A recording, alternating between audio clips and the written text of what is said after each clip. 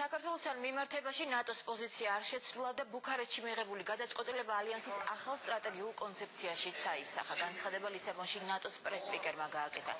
ჯეიმს აპატურაიმ ჟურნალისტებთან საუბრის დროს კიდევ ერთხელ დაადასტურა, რომ ნატოს წევრი 28 ქვეყანა მხარს უჭერს საქართველოს ტერიტორიულ მთლიანობას და სუვერენიტეტს.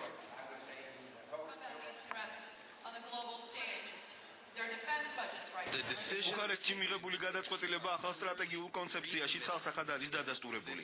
არავითარი ცვლილება არ არის იმ პოზიციასთან დაკავშირებით, რომელიც ალიანსმა საქართველოსთან მიმართებაში მიიღო, ასევე უკრაინასთან დაკავშირებითაც. თუმცა ყველამ ვიცით, რომ საქართველოსგან განსხვავებით უკრაინის მთავრობას ახლა განსხვავებული ორიენტაცია აქვს. საქართველო მნიშვნელოვანი პარტნიორია ნატოსთვის და სტრატეგიული კონცეფციაც სწორედ პარტნიორობაზეა დამოკიდებული. საქართველო ძალიან მნიშვნელოვან დახმარებას გვიწევს ავღანეთში, რასაც ჩვენ მივესალმებით. ეს ადასტურებს, რომ საქართველო არა მხოლოდ უსაფრთხოების მომხმარებელი, არამედ საკუთარი წვლილით შეაქვს ამ უსაფრთხოების უზრუნველყოფაში. ეს ძალიან კარგი გზავნილია. მინდა აღვნიშნო, რომ ნატოში შემავალ 28 ქვეყანას საქართველოსთან დაკავშირებით ძალიან ნათელი პოზიცია აქვს. ისინი სრულად უჭერენ მხარს საქართველოს სუვერენიტეტსა და ტერიტორიულ მთლიანობას. ისინი არ აღიარებენ და არც არასოდეს ცნობენ აფხაზეთსა და სამხრეთ ოსეთს როგორც დამოუკიდებელ ქვეყნებს.